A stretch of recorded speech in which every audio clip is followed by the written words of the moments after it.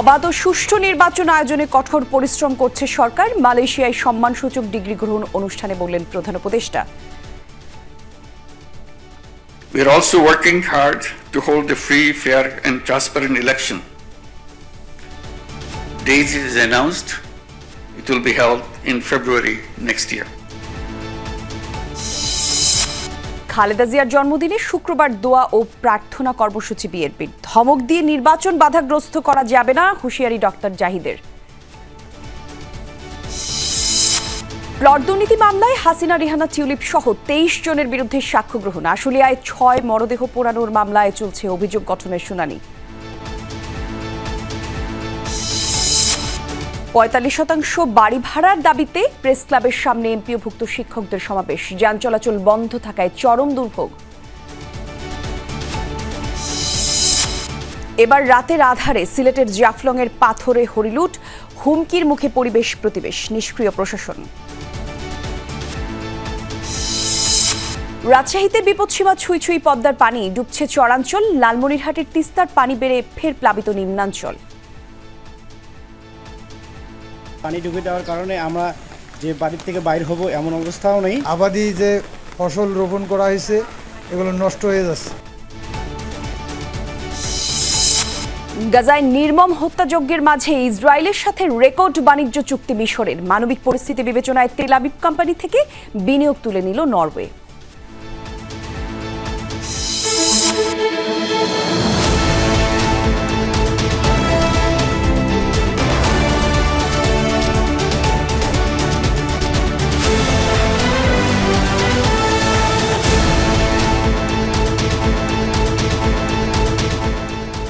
দুপুরের বাংলাদেশে আমন্ত্রণ আপনাদের সবাইকে। সাথে আমি জান্নাতুল কুলি আছি। শিরোনাম দেখছিলেন শুরুতেই, বিস্তারিত জানাবো।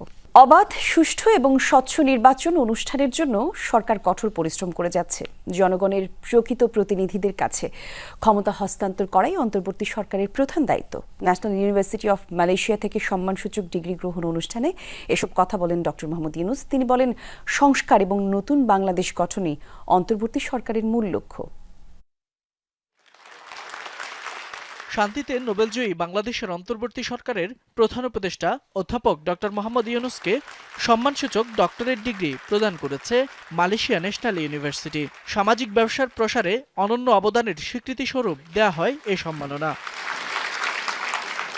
কুয়ালালামপুরে বিশ্ববিদ্যালয়ের অডিটোরিয়ামে আয়োজিত এক অনুষ্ঠানে প্রফেসর মোহাম্মদ ইউনূসকে সম্মানসূচক ডক্টরেট ডিগ্রির সনদ তুলে দেন বিশ্ববিদ্যালয়ের চ্যান্সেলর।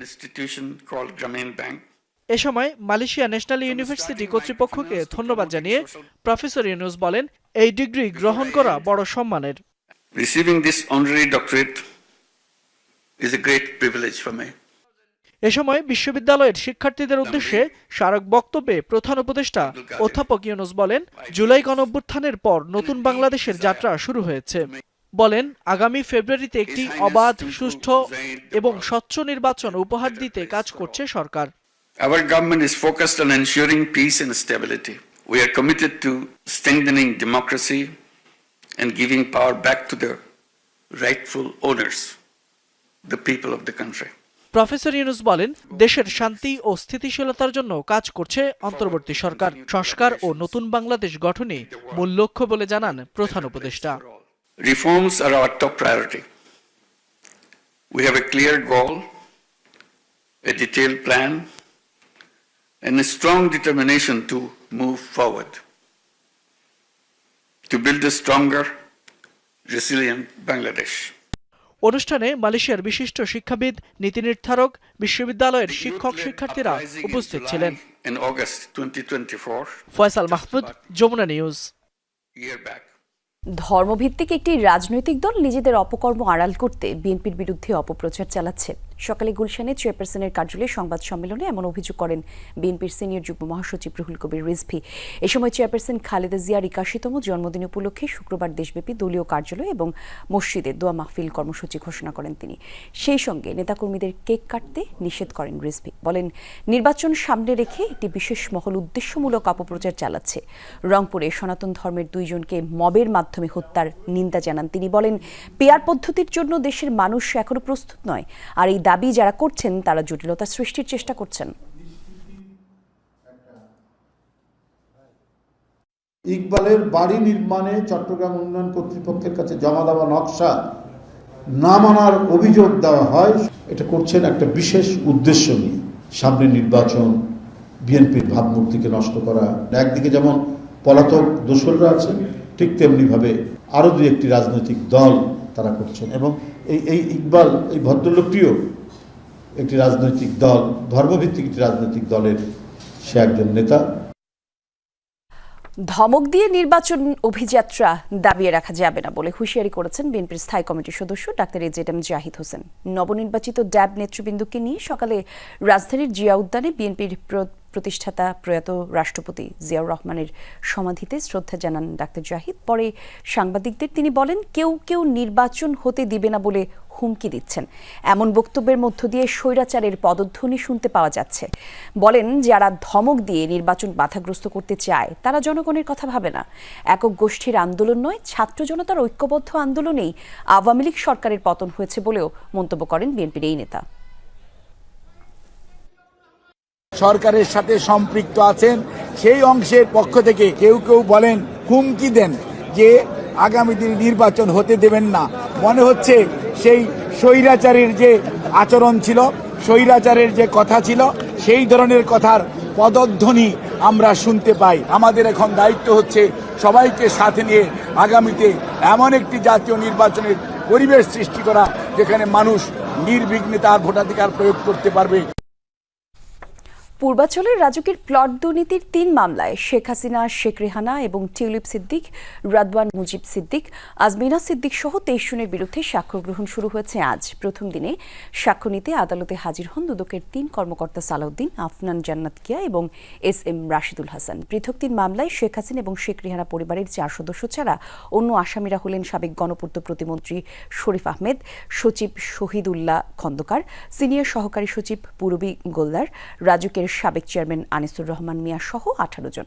সাক্ষ্য গ্রহণ শেষে দুদকের পাবলিক প্রসিকিউটর জানিয়েছেন, রাজুকের আবাসন নীতিমালার সকল আইন ভঙ্গ এবং ক্ষমতার অপব্যবহার করে শেখ হাসিনা, শেখ রেহানা সহ পরিবারের সদস্যদের নামে প্লট বরাদ্দ নেওয়া হয়।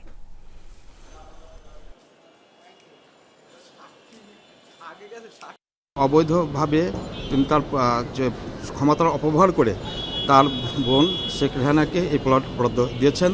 সে মর্মে এখানে যে রাজনৈতিক উন্নয়ন কর্তৃপক্ষের যে বিধি আছে সেই সব বিধি লঙ্ঘন করেছেন।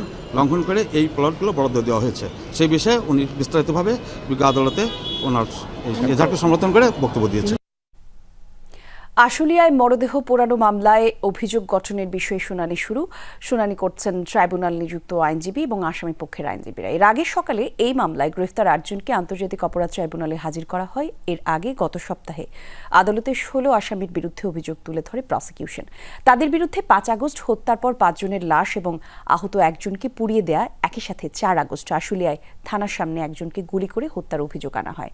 আর এই মামলায় সাবেক এমপি সাইফুল ইসলাম সহ 8 জন পলাতক আছেন। আজ তাদের পক্ষে শুনানি করছেন ট্রাইব্যুনালে নিযুক্ত আইনজীবী। এছাড়া চানখারপুল হত্যাকাণ্ডের মামলায় 3য় দিনের মতো সাক্ষ্য গ্রহণ চলছে। এখন পর্যন্ত এই মামলায় 3 জন সাক্ষ্য দিয়েছেন।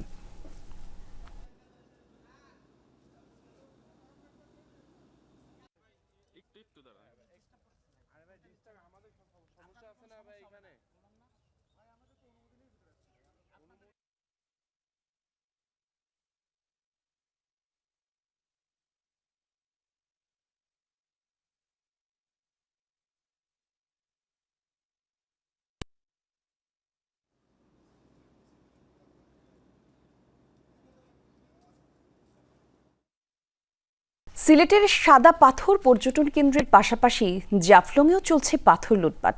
গত কয়েকদিন ধরে রাতের আধারে এই অপকর্ম করছেন পাথর খেকোরা। দিনের বেলাতেও পাথর লুটের চেষ্টা করছে তারা।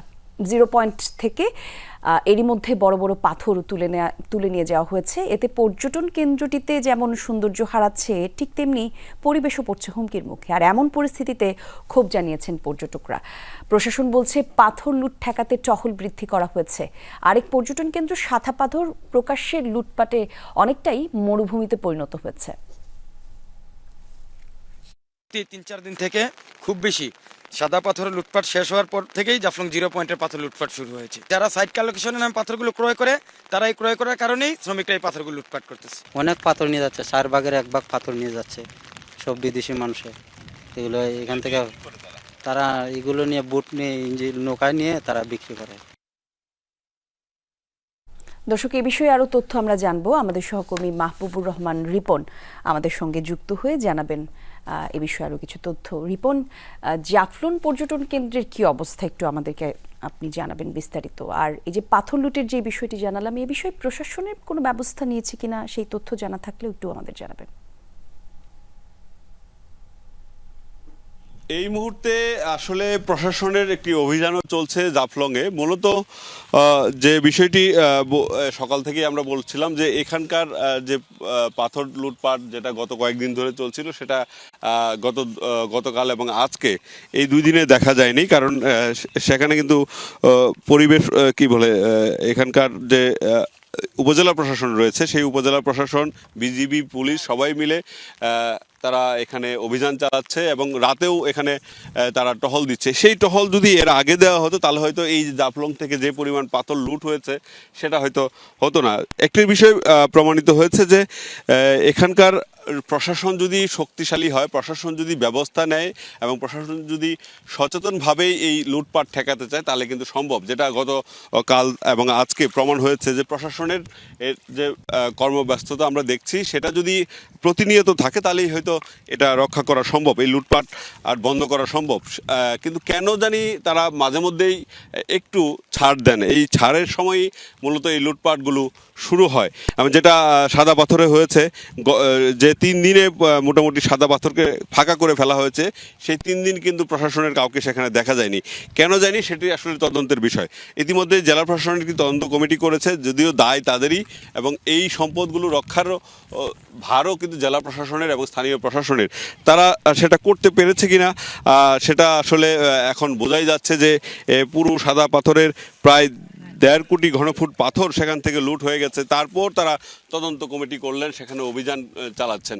সেখানে আজ দুদকও অভিযান চালাচ্ছে এবং এই জাফলংয়েও বিভিন্ন স্থানে অভিযান চলছে। ধন্যবাদ আপনাকে রিপন।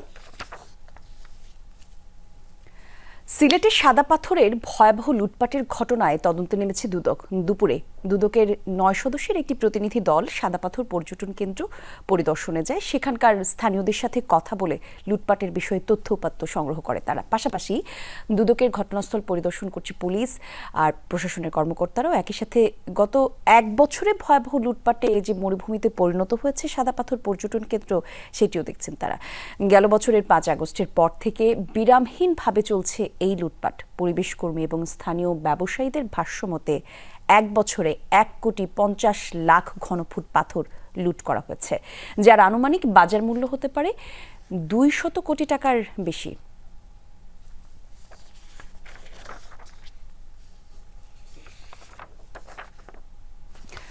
আর এ বিষয়েই সিলেটের সাদা পাথর পর্যটন কেন্দ্রের আরও কিছু তথ্য আমরা জানবো। প্রশাসনের নাকের ডগায় গত 1 বছরে যে ভয়াবহ লুটপাটে মরুভূমিতে পরিণত হয়েছে পর্যটন কেন্দ্রটি, এই তথ্যই মূলত আরও বিস্তারিত জানাতে আমাদের আরেক সহকর্মী নাবিল হোসেন আমাদের সঙ্গে যোগ দেবেন।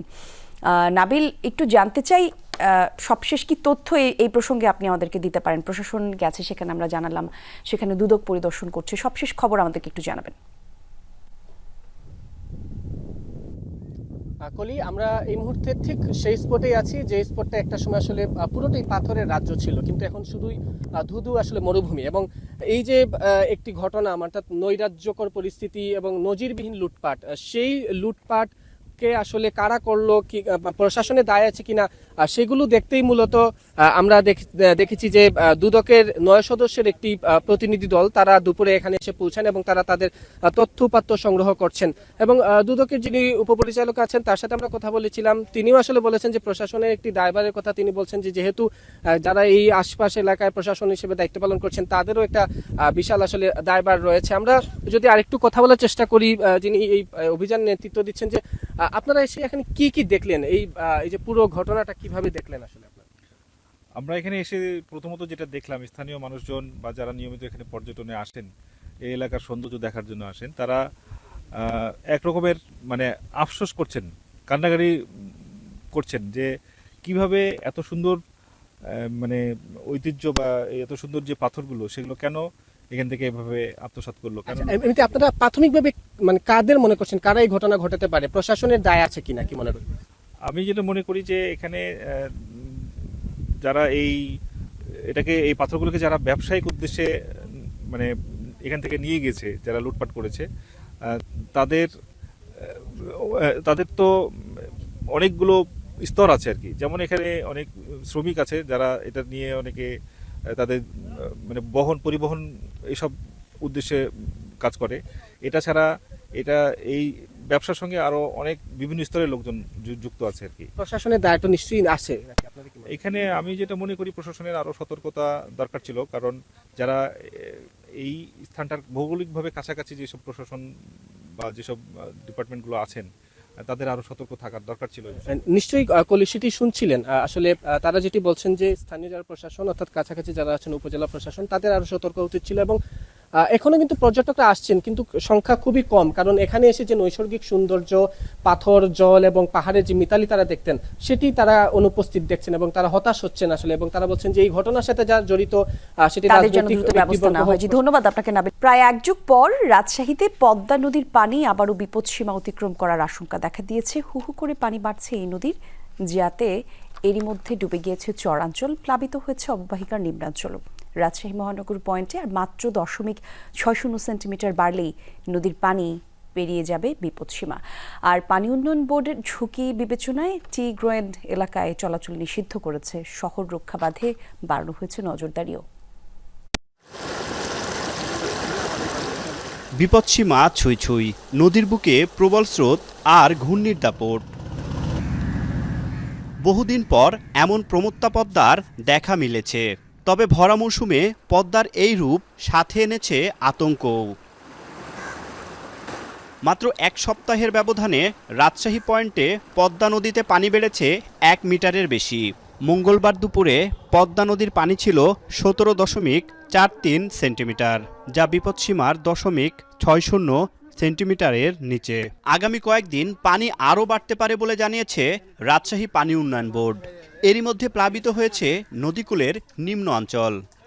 বর্ষাতে তো আর কোথায় যাবো, এইভাবেই থাকছে ছেলে পেলে নিয়ে, খাওয়া দাওয়া সব এইভাবেই। সবাই যখন উপরে উঠে রাস্তা বেড়াচ্ছে, আমরা কয়েকজনের বাড়ি ঘর পাহারা দিই। সব ডুবে গেছে, তো এগুলো ডুবে গেছে, আর দুদিন পানি বাড়লে ওগুলাও ডুবে যাবে। চরাঞ্চল ডুবে যাওয়ায় পরিবার নিয়ে নিরাপদ আশ্রয়ের সন্ধানে শহরে ছুটে আসছে মানুষ। বাড়তি দুশ্চিন্তা শিশু আর গৃহপালিত প্রাণীদের নিয়ে। ওই পারে চলে এসেছি, পানিতে তো থাকা যাবে না সব টাইমে। নিচু গালান উঠেছে, তাদের বাড়ি ঘর ডুবে গেছে, তারা তো ভাসে চলে আসছে। দুদিন থেকে কাজে যেতে পারিনি, কাল কাজে যেতে হবে, পানি বাড়ছে যেতে পারিনি, জিনিসপাতি বহালাম, এখনো রাঁধিনি বাড়িনি, কিছু করিনি। পশু পাখি গরু খাওয়ারই পেয়েছে না, এখন ঘাস টাস আউট টাওয়ার এগুলো কিছু পেয়েছে না। রাজশাহী পানি উন্নয়ন বোর্ড বলছে, অনেক বছর পর এবার পদ্মার পানি বৃদ্ধি কিছুটা শঙ্কা তৈরি করেছে। ফলে ঝুঁকিপূর্ণ সকল এলাকা তারা নজরদারির মধ্যে রেখেছেন। সমস্যা মোকাবেলায় সব ধরনের প্রস্তুতিও রয়েছে। ইতিমধ্যে টি গ্রোয়েনের সাধারণের প্রবেশের সংরক্ষিত করা হয়েছে। রাজশাহী জেলার যে বাঁধগুলো আছে পদ্মার তীরবর্তী, সেই বাঁধগুলোতে নিয়মিত মনিটরিং করতেছি। প্লাস আমরা যে এটি বাঁধ আই বাঁধ এই এরিয়াগুলো তো আপনার হচ্ছে আমরা নদীর ভিতরে কনস্ট্রাক্ট করছি। পানির স্রোত এবং পানির যে লেভেল সেই আশঙ্কা বিবেচনায় আমরা বর্তমানে ওইখানে প্রবেশাধিকার একটু আপনার সংরক্ষিত করেছি, যেহেতু আপনার হচ্ছে স্ট্রাকচারের সেফটি প্লাস হচ্ছে জনগণের সেফটি দুইটারই একটা আপনার কনসার্নিং বিষয়। যদি কোনো ভাঙনের প্রবণতা দেখা যায় আমরা সাথে সাথে ব্যবস্থা নিতে পারবো ইনশাআল্লাহ। রাজশাহীতে পদ্মা নদীর পানির বিপদসীমা 18.05 মিটার। সবশেষ 2013 সালের পরে পদ্মার পানি এখানে সেই সীমা অতিক্রম করেনি। তারেক মাহমুদ, যমুনা নিউজ, রাজশাহী। উজানের ঢল আর বৃষ্টিতে তিস্তার পানি বেড়ে আবারও লালমনিরহাটে নিম্নাঞ্চল প্লাবিত হয়েছে। তিস্তা ব্যারেজ পয়েন্টে বিপদসীমার উপর দিয়ে বইছে নদীর পানি। এতে হাতিবান্ধা, কালীগঞ্জ, আদিতমারি এবং সদরের 15টি নিচু এলাকা তলিয়েছে বানের জলে। পানিবন্দী অন্তত 5,000 পরিবার। বাড়িঘরে পানি ঢোকায় ভোগান্তিতে রয়েছেন সেখানকার বাসিন্দারা। তলিয়ে গেছে রোপা আমন ক্ষেত সহ বিভিন্ন ফসল। তিস্তা ব্যারেজ পয়েন্টে 44টি জলকপাট খুলে দিয়ে পানি নিয়ন্ত্রণ করছে পানি উন্নয়ন বোর্ড। আজ সকাল 9টা থেকে পরবর্তী পরবর্তী 24 ঘন্টা ভারী বৃষ্টি থেকে অতি ভারী বৃষ্টির পূর্বাভাস দিয়েছে আবহাওয়া অধিদপ্তর। তিস্তার পানি বেড়ে এর আগেও কয়েক দফা প্লাবিত হয় নদী তীরবর্তী এলাকা, ভোগান্তি পোহাতে হয় নিম্নাঞ্চলের বাসিন্দাদের। সব বাড়িতেই পানি ঢুকে গেছে, আর পানি ঢুকে যাওয়ার কারণে আমরা যে বাড়ির থেকে বাইর হব এমন অবস্থাও নেই। পানির কারণে রাস্তাঘাট এবং আবাদি যে ফসল রোপণ করা হয়েছে এগুলো নষ্ট হয়ে যাচ্ছে। পানি উন্নয়ন বোর্ড বলতেছে যে পানি বিপদ সীমার 5 সেন্টিমিটার উপরে, কিন্তু আমার কাছে আপাতত দৃষ্টিতে আরও বেশি হবে, 5 সেন্টিমিটার না, অন্তত 15-20 সেন্টিমিটার হবে।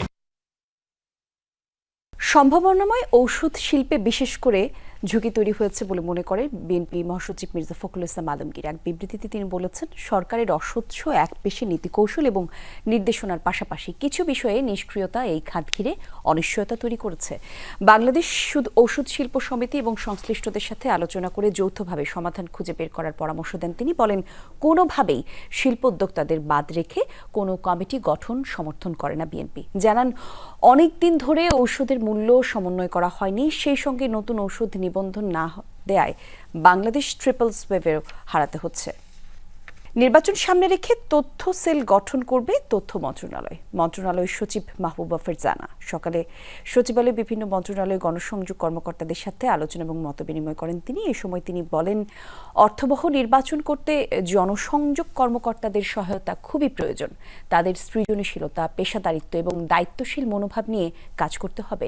সচিব জানান, এআই এর যুগে তথ্যপাত্য, গুজব এবং দ্রুত ডিজিটাল মাধ্যমে ছড়িয়ে পড়ে, আর এসব রোধে কাজ করতে হবে। নির্বাচনের জন্য আপনাদের কিন্তু দায়িত্ব অনেক বেশি, এবং সেই জন্য কিন্তু দুটো কারণে আপনাদের সাথে বসা, আপনাদের কাজ দৃশ্যমান করা সামাজিক যোগাযোগ মাধ্যমে, 1-2 হচ্ছে নির্বাচনের বিষয়ে আপনাদের একটা আগাম মোটিভেশন দেয়া যে আমরা কিন্তু এখন নির্বাচনমুখী। নির্বাচন কমিশনের সাথে যোগাযোগ ক্রমে তাদের নির্দেশনা মতে আমরা কিন্তু তথ্য মন্ত্রণালয়ে বিভিন্ন কাজ করব এবং আপনাদের সহযোগিতা চাই। দক্ষিণ এশিয়ায় ভারতের পর আর কোনো দেশে দূতাবাস খোলা হলে বাংলাদেশেই প্রথম হবে বলে জানিয়েছেন ঢাকায় নবনিযুক্ত দক্ষিণ আফ্রিকার হাইকমিশনার অনিল সুকালাল। ঢাকা কেপটাউন দ্বিপাক্ষিক সম্পর্ক গভীর করতে শিগগিরই 2 দেশের উচ্চ পর্যায়ে সফরের আয়োজন করা হবে বলেও জানিয়েছেন তিনি। দরিদ্র এবং বেকারত্ব দূরীকরণ, একই সাথে উন্নয়ন ইস্যুতে দ্বিপাক্ষীয় বহুপাক্ষীয় প্ল্যাটফর্মে বাংলাদেশের সাথে কাজ করতে আগ্রহী দক্ষিণ আফ্রিকা। দায়িত্ব নেওয়ার পর সহকর্মী আহমেদ রেজাকে তার কর্মপরিকল্পনা জানিয়েছেন অনিল সুকালাল। ঢাকা কেপটাউন দূরত্ব প্রায় 10,000 কিলোমিটার। বর্ণবাদের কারণে জাতিগত, অর্থনৈতিক ও রাজনৈতিক বৈষম্যের শিকার দক্ষিণ আফ্রিকায় সামাজিক অস্থিরতা নিত্যদিনের। বাংলাদেশেও রাজনৈতিক ও অর্থনৈতিক সংকটের সঙ্গে দারিদ্র্য ও বেকারত্ব বিদ্যমান। এসব সংকট উত্তরণে দুদেশ একসঙ্গে কাজ করলে কতদূর আগানো যাবে তা নিয়ে যমুনা টেলিভিশনকে জানাচ্ছিলেন ঢাকায় নিযুক্ত দক্ষিণ আফ্রিকার নবনিযুক্ত হাইকমিশনার অনিল সুকলাল। বাংলাদেশ দক্ষিণ আফ্রিকা ভিন্ন 2 দেশ হলেও সংকটগুলো একই রকম। দারিদ্র্য, অনুন্নয়ন, অসমতা ও বেকারত্ব দূরীকরণে আমাদের অভিজ্ঞতা আছে, যা বাংলাদেশের সাথে শেয়ার করতে পারি। সমাধানে এর মূল শেকড় ধরেও কাজ করতে হবে। দ্বিপাক্ষিকভাবেও এই সমস্যা সমাধানে আগ্রহী দক্ষিণ আফ্রিকা। 2 দেশের উচ্চ পর্যায়ের একটি সফর নির্ধারণ করতেও চেষ্টা করছেন সুকলাল। বাংলাদেশে দূতাবাস খোলার আগ্রহের কথাও জানালেন তিনি। 1997 সালে নেলসন ম্যান্ডেলা যখন বাংলাদেশ সফর করেছিলেন, তখনই তিনি বলেছিলেন এই দেশে দূতাবাস খোলার কথা। পরবর্তীতে তা আর হয়নি। আমাদের সরকারের অর্থ বরাদ্দ হলেই যত দ্রুত সম্ভব এখানে দূতাবাস খুলব আমরা। এমনকি এই অঞ্চলে নতুন করে কোনো দূতাবাস খুললে সেটা বাংলাদেশেই হবে। বাংলাদেশের ওষুধ, পোশাক ও কৃষি খাতে বিনিয়োগে আগ্রহের কথা বলেন এই হাইকমিশনার। বিপরীতে বাংলাদেশ থেকেও বিনিয়োগের প্রত্যাশা করেন তিনি।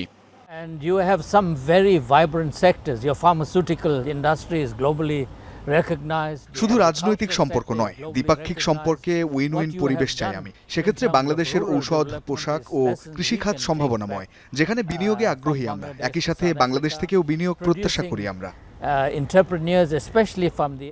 বাংলাদেশ সাউথ আফ্রিকার সম্পর্ক কিভাবে আরো গভীর করা যায় তা নিয়েও কাজ করার কথা জানিয়েছেন হাইকমিশনার অনিল সুকলাল। আহমেদ রেজা, যমুনা নিউজ, ঢাকা। আগামী নির্বাচনে কালো টাকার বিস্তার ঠেকাতে অন্তর্বর্তী সরকার সচেষ্ট থাকবে। এক্ষেত্রে রাজনৈতিক দলগুলোকে এগিয়ে আসতে হবে, একই সাথে সংস্কৃতির পরিবর্তন করতে হবে, এমন মন্তব্য করেছেন অর্থ উপদেষ্টা ডক্টর সালেউদ্দিন আহমেদ। সচিবালয়ে জাতীয় পেনশন কর্তৃপক্ষের ইউ পেনশন অ্যাপের উদ্বোধনী অনুষ্ঠানে তিনি বলেন, ফেব্রুয়ারিতে ভালো একটি নির্বাচন দিতে চায় সরকার। আর উপদেষ্টা বলেন, আইন শৃঙ্খলার পরিস্থিতি ঠিক রাখতে স্বরাষ্ট্র মন্ত্রণালয়কে সব সহায়তা দিচ্ছে অর্থ মন্ত্রণালয়। ডক্টর সালেউদ্দিন বলেন, বাংলাদেশকে একটি কল্যাণ রাষ্ট্র বানাতে হবে। সর্বজনীন পেনশন স্কিমে সব পেশার মানুষ কেন আসছে না সেটিও খতিয়ে দেখার নির্দেশ দেন তিনি। জানান, সরকারি কর্মচারী, বিশ্ববিদ্যালয় শিক্ষকদের সর্বজনীন পেনশন স্কিমের আওতায় আনার বিষয়টি দেখা হবে। আর এই স্কিমে ভুল ত্রুটি থাকলে সেটি সংশোধনের ব্যবস্থা নেওয়া হবে। সর্বজনীন পেনশন নিয়ে আরও প্রচারের তাগিদ দেন ডক্টর সালেউদ্দিন আহমেদ। টাকা ছাপানো এবং ঋণ নির্ভরতা পরিহার করে দেশকে বিনিয়োগমুখী করার দিকে এগিয়ে নেওয়ার পরিকল্পনা নেই। সরকার শেয়ার বাজারের নিয়ে আয়োজিত বিদেশি বিনিয়োগ সম্মেলনে এমন মন্তব্য করেছেন সাবেক বাণিজ্যমন্ত্রী আমি খুসরো মাহমুদ চৌধুরী। বলেন, নির্বাচনের খবর দেশে বিদেশে ছড়িয়ে পড়ায় উদ্যোক্তারা প্রস্তুত। আর প্রধান উপদেষ্টার বিশেষ সহকারী আনিসুজ্জামান চৌধুরী বলেন, অন্য যে কোনো সময়ের চেয়ে দেশের পুঁজিবাজার এখন বেশি সক্রিয়। নানামুখী সংস্কার কার্যক্রম গ্রহণের ফলে এই খাতে বিনিয়োগ এখন অনেক নিরাপদ। তিনি জানান, অর্থনীতির পুনরুদ্ধারে সরকারের প্রচেষ্টা অব্যাহত রয়েছে। আলোচকরা বলেন, বৈশ্বিক কারণে বাংলাদেশের অর্থনীতিতে সম্ভাবনা তৈরি হয়েছে। তৈরি পোশাক, টেক্সটাইল, কৃষি, ঔষধ, নবায়নযোগ্য জ্বালানি সহ নানা ক্ষেত্রে এখন বিনিয়োগের উপযুক্ত স্থান। বন্দর এবং অবকাঠামোগত সক্ষমতা আগের চেয়ে বৃদ্ধি পেয়েছে। ব্যাংক খাতও ঘুরে দাঁড়িয়েছে। বিশেষ করে সবুজ শিল্প স্থাপনে এগিয়ে আসা গেছে। আর্থিক খাতের সংস্কারে সরকারের সদিচ্ছার অভাব নেই। দিনব্যাপী এই বিনিয়োগ সম্মেলনে 107 জন দেশি বিদেশি বিনিয়োগকারী অংশ নিয়েছেন।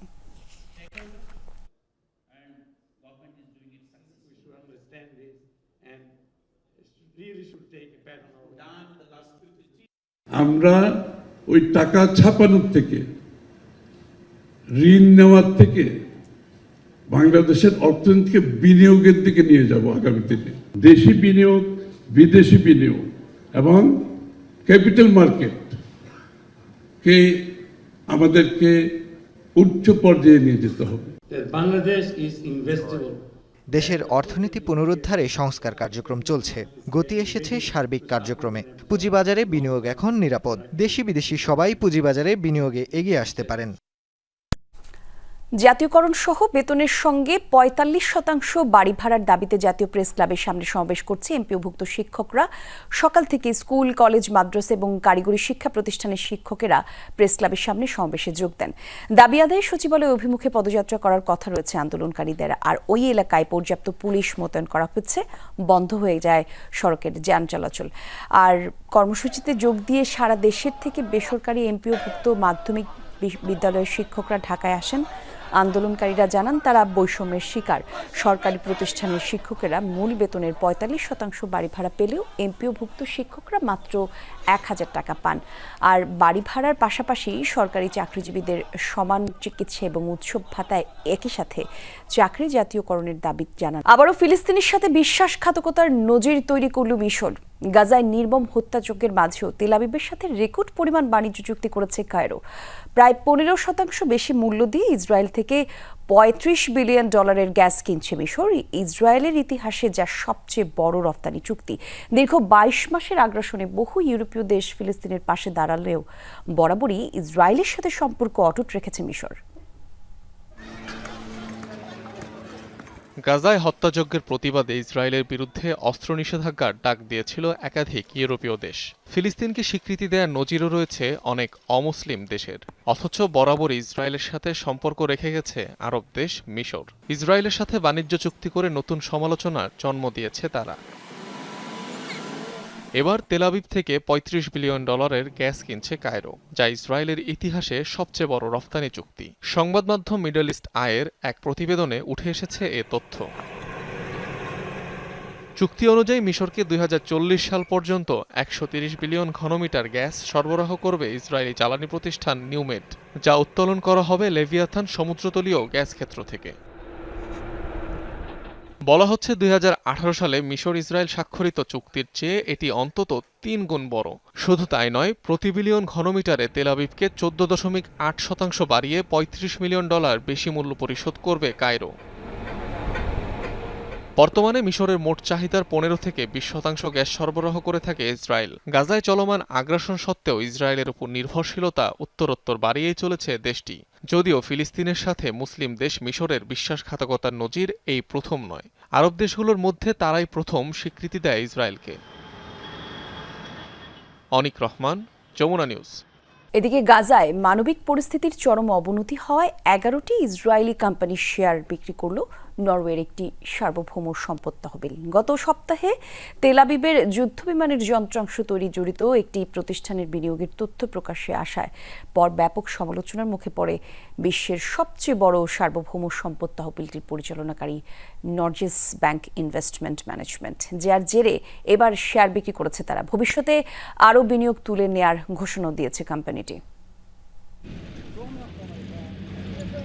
গাজায় যে নারকীয় বর্বরতা চালাচ্ছে ইসরায়েল, তাতে ক্ষুব্ধ গোটা বিশ্বের বেশিরভাগ মানুষই। নিরীহ ফিলিস্তিনিদের ওপর আগ্রাসন থামাতে তেল আবিব সরকারের বিরুদ্ধে একের পর এক পদক্ষেপ নিচ্ছে বিভিন্ন দেশের সরকার ও প্রতিষ্ঠান। গাজা ও পশ্চিম তীরে চরম অমানবিক পরিস্থিতির জেরে ইসরায়েলের 11 কোম্পানি শেয়ার বিক্রি করেছে নরওয়ের একটি সার্বভৌম সম্পদ তহবিল। দেশটির সেন্ট্রাল ব্যাংকের শাখা নর্জেস ব্যাংক ইনভেস্টমেন্ট ম্যানেজমেন্ট পরিচালিত এটি বিশ্বের সবচেয়ে বড় সার্বভৌম তহবিল। গত সপ্তাহে নরওয়ের একটি দৈনিকে প্রকাশিত প্রতিবেদনে বলা হয়, ইসরায়েলের বিমান ইঞ্জিন নির্মাতা প্রতিষ্ঠান বেট শেমেশেন বিনিয়োগ করেছে এই তহবিল। তেল আবিবের সামরিক বাহিনীর যুদ্ধবিমানের জন্য বিভিন্ন যন্ত্রাংশ তৈরি করে এই প্রতিষ্ঠান। এরপরই ব্যাপক সমালোচনার মুখে পড়ে তারা। পরে এই বিনিয়োগ পর্যালোচনার নির্দেশ দেয় নরওয়ে সরকার। এখন বেট শেমেশ সহ 11 কোম্পানির শেয়ার বিক্রি করে দিয়েছে তারা। ভবিষ্যতে ইসরায়েলে থাকা বাকি বিনিয়োগ পর্যালোচনার ঘোষণাও দিয়েছে নর্জেস ব্যাংক ইনভেস্টমেন্ট ম্যানেজমেন্ট। অস্বাভাবিক পরিস্থিতির কারণে ইসরায়েলি কোম্পানিগুলোতে বিনিয়োগ বিক্রির সিদ্ধান্ত নেওয়া হয়েছে। এর মধ্যে বেট শেমেশও রয়েছে। আমরা এই বিষয়ে আত্মসমালোচক। যুদ্ধরত দেশটির সাথে এই সম্পর্ক অনেক আগেই শেষ করা উচিত ছিল আমাদের। 30 জুন পর্যন্ত পাওয়া তথ্য অনুযায়ী ইসরায়েলের 61টি প্রতিষ্ঠানে বিনিয়োগ ছিল তাদের। নরওয়ের জ্বালানি রফতানি আয়ের অর্থে গঠিত প্রায় $2 ট্রিলিয়ন সম্পদ নিয়ে গঠিত এই তহবিল সারা বিশ্বের বন্ড, রিয়েল এস্টেট ও নবায়নযোগ্য জ্বালানিতে বিনিয়োগ করে তারা। মোস্তফা মাহমুদ, যমুনা নিউজ। আর এই ছিল দুপুরের বাংলাদেশের আপডেট। এতক্ষণ সঙ্গে ছিলেন যারা, সবাইকে ধন্যবাদ।